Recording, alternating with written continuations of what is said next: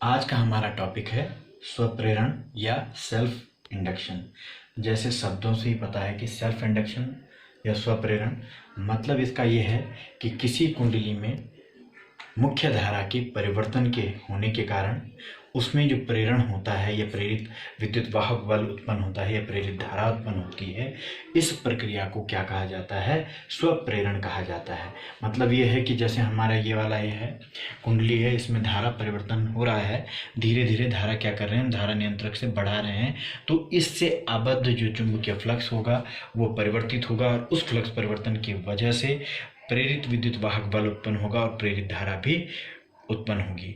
लेकिन प्रेरित धारा की दिशा सदैव ऐसी होगी लेंज के नियम से कि वो उस कारण का, इस धारा का उस कारण का विरोध करेगी जिसके कारण वह उत्पन्न हुई है।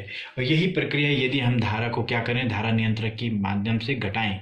आप बढ़ाना और घटाना देख रहे होंगे कि बढ़ाने के लिए हम क्या कर रहे हैं, जो धारा नियंत्रक में किनारे पे ले जा रहे हैं, प्रतिरोध कम कर दे रहे हैं, यहाँ पे प्रतिरोध अधिक कर दे रहे हैं। तो इसका मतलब इसमें से प्रतिरोध यहाँ पे अधिक करने से क्या हो जाएगा, धारा कम हो जाएगी। अब धारा जब घटने लग जाती है तो प्रेरित धारा की दिशा सदैव ऐसी होती है कि जो उसका विरोध करे। किसका? कारण का। कारण क्या थी? धारा। और धारा घट रही है तो इसके घटने का विरोध किया जा रहा है, यहाँ पे बढ़ने का विरोध किया जा रहा है। तो यह जो प्रेरण है यह कुंडली में अपनी ही धारा परिवर्तन की वजह से उत्पन्न हुआ है, इसलिए इस प्रेरण को क्या कहा जाता है? स्वप्रेरण कहा जाता है। स्व मतलब अपने से ही, उस कुंडली के अपनी ही अंदर धारा में परिवर्तन होता है और उसके कारण ये प्रेरण की घटना होती है, इसे स्वप्रेरण कहते हैं। अब इसके लिए हम व्यंजक प्राप्त करते हैं। माना कोई कुंडली है जिसमें n फेरे हैं और उसमें से बहने वाली धारा I है, तो उसके लिए अब व्यंजक किस प्रकार से प्राप्त करेंगे? माना इस धारा I के कारण इसमें जो फ्लक्स एक उसमें उत्पन्न होती है वो फाई है और धारा जो हमारे फेरों की संख्या n है, तो हमारे लिए फ्लक्स ग्रंथि का क्या हो जाएगी? n फाई b हो जाएगी। और ये जो फ्लक्स है किसके कारण उत्पन्न हो रहा है? धारा के कारण। तो यह किसके अनुक्रमानुपाती है? I के अनुक्रमानुपाती। यदि हम इसको अनुक्रमानुपाती का चिन्ह यहाँ हटा दें तो हम इसको लिखेंगे L। यही जो L है इसे बोलते हैं स्वप्रेरण गुणांक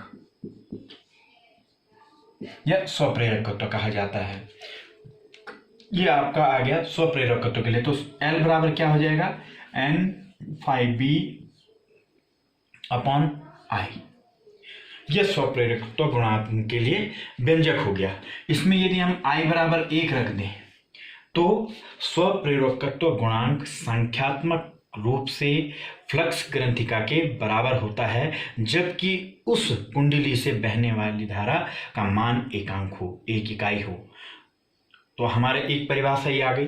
अब हम जानते हैं फैराडे का नियम कहता है कि जो प्रेरित विद्युत वाहक बल है, प्रेरित विद्युत वाहक बल है वो क्या होता है? n del phi b by del t। अब यदि मैं इसको अंदर ले जाऊं तो ये n del phi b by del t। हमारे पास यहाँ पहले ही डेल n फाई b का मान कितना है? Li है, तो हम इसको लिख सकते हैं del Li upon del T, और L क्योंकि हमारा नियतांक है ये बाहर आएगा, del I upon del T. हमारे पास E आ गया यहाँ। अब इसी से हम यदि स्वप्रेरकत्व या स्वप्रेरण गुणांक का व्यंजक निकालें तो L बराबर हमारे पास क्या आ जाएगा? E upon del I upon del T. जैसे हमें पता ही है ऋणात्मक चिन्ह क्या द्योतक करता है कि प्रेरित विद्युत वाहक बल की दिशा सदैव कारण के विपरीत होगी। अब हमारे पास स्वप्रेरण गुणांक का एक और व्यंजक प्राप्त हो गया है। यदि इसकी परिभाषा यहां पे हम कर सकते हैं कि del I by del t एक इकाई है, ये धारा परिवर्तन की दर है। अब हम कह सकते हैं कि जो हमारा स्वप्रेरण गुणांक या स्वप्रेरकत्व है वो संख्यात्मक रूप से प्रेरित विद्युत वाहक बल के बराबर होगा, जबकि उस कुंडली में धारा परिवर्तन की दर एक इकाई हो। इसके बाद हम कहेंगे कि विमा और मात्रक। तो L का जो मात्रक है वह हेनरी में लिया जाता है। तो यदि हम हेनरी एक H से डिनोट किया जाता है, E को हम वोल्ट से डिनोट करें, इसको 1 एम्पियर 1 सेकंड से डिनोट करें, तो इसकी परिभाषा हो जाती है कि जब किसी कुंडली में 1 एम्पियर पर सेकंड की दर से धारा परिवर्तन होने के कारण उसमें प्रेरित विद्युत वाहक बल 1 वोल्ट हो, तो उस कुंडली का स्वप्रेरकत्व या स्वप्रेरण गुणांक 1 हेनरी होगा। ठीक है, हम स्वप्रेरण गुणांक का मूल मात्रक एवं विमा निकालने की कोशिश करते हैं। जैसे हमें पता L E del I by del T, L का जो सामान्य मात्रक हेनरी है, अब हम उसे मूल मात्रक के रूप में या विमा के रूप में लिखते हैं। E हमारा क्या होता है, वोल्ट में होता है। यदि हम बात करें, ये क्या होता है, ये होता है एम्पियर में। 1 एम्पियर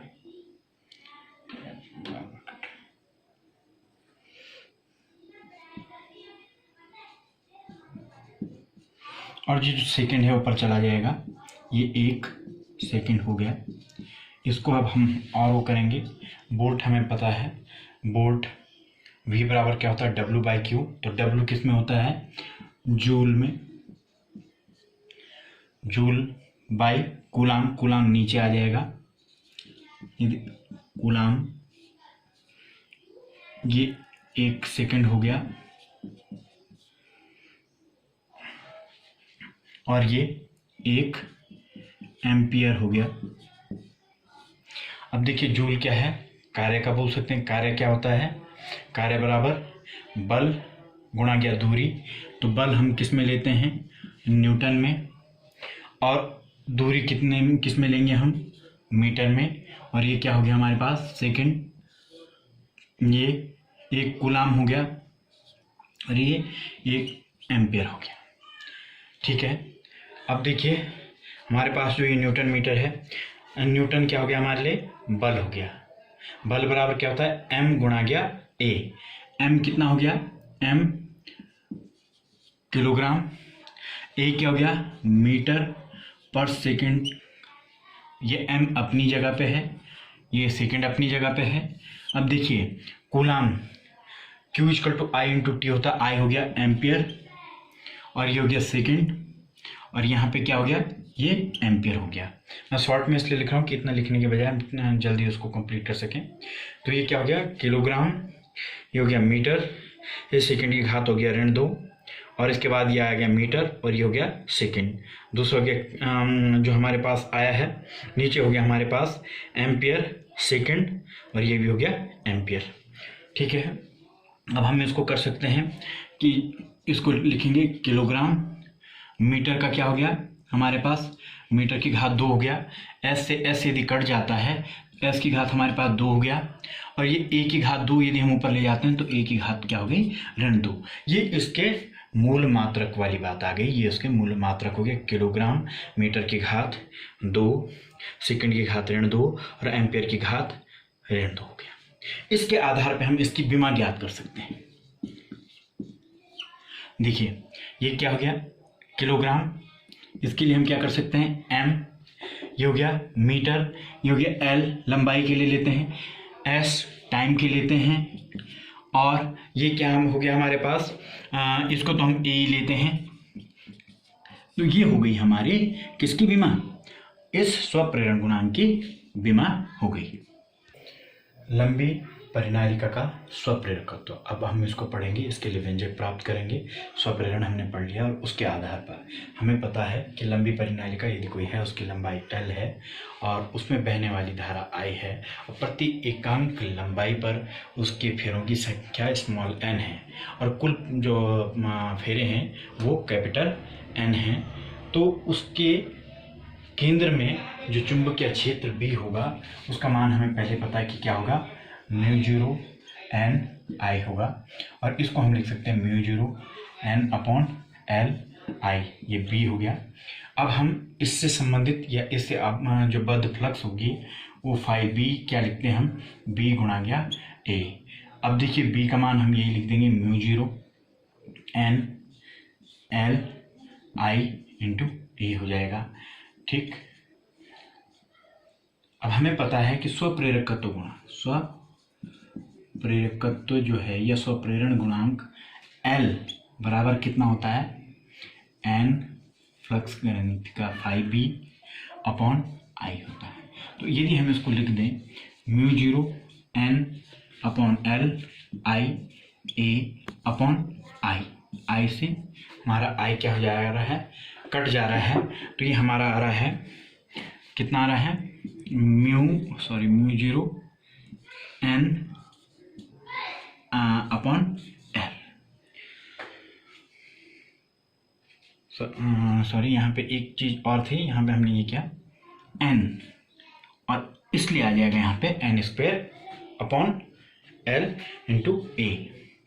तो ये हमारा हो गया स्वप्रेरकत्व गुणांक। अब यदि इसके अंदर हम क्या करें, क्रोध डालें जिसका जो चुंबकशीलता वाला है वो म्यू हो जाए, तो L बराबर कितना आ जाएगा, mu N square upon L और ए।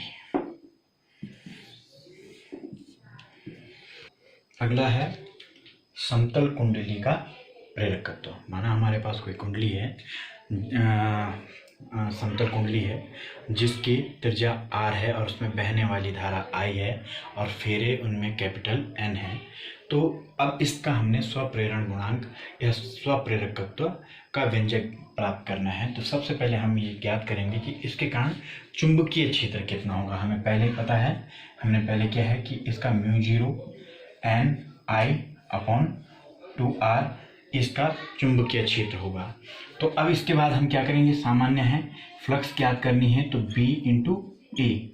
देखिए B हमारे पास कितना है, म्यू जीरो N आई 2R, और यहाँ पे A यदि हम बात करें तो इसका जो क्षेत्रफल है वो कितना है, पाई आर स्क्वायर।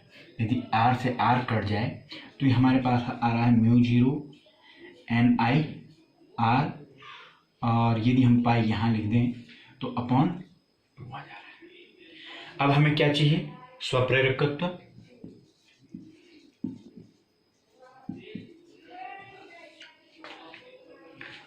L बराबर हमें पता है इसका फॉर्मूला क्या, N phi B upon I. देखिए N अपनी जगह पे है, फाई बी का मान हम यहाँ से रख देंगे पाई म्यू जीरो N आई R अपॉन 2, और फिर इसके अपॉन क्या है हमारे पास I है, I से हमारा I क्या हो जाएगा, कट जाएगा। और जो हमारे पास मिल रहा है स्वप्रेरकत्व गुणांक का व्यंजक वह है, देखो म्यू जीरो N, इसके साथ यदि ले जाता हूँ N स्क्वायर और R अपॉन 2 और एक हमारे पास हो गया पाई। तो ये हमारे पास व्यंजक प्राप्त हो जाता है। अब दूसरी बात, यदि इन कुंडलियों में जो कुंडलियां हैं, यदि इनके क्रोड में हम क्या करें, सॉफ्ट आयरन कोर या नर्म लोहा रखें क्रोड के तौर पे, तो स्वप्रेरकत्व पे क्या फर्क पड़ेगा, उसका स्वप्रेरण गुणांक या स्वप्रेरकत्व बढ़ जाएगा। क्योंकि देखिए जैसे हम उस पर जो क्रोड है वो चुंबकीय, उसमें नर्म लोहा वो करते हैं तो उसका चुंबकत्व बढ़ जाता है, चुंबकीय फ्लक्स बढ़ जाता है, चुंबकीय फ्लक्स बढ़ने के वजह से चुंबकीय प्रेरण बढ़ जाता है। तो इसलिए जब भी हम इसमें कोई क्रोड प्रयोग करते हैं, नरम लोहे की क्रोड प्रयोग करते हैं, तो उस कुंडली का स्वप्रेरण बढ़ जाता है, तो स्वप्रेरकत्व गुणांक भी हमारा क्या हो जाएगा, बढ़ जाता है।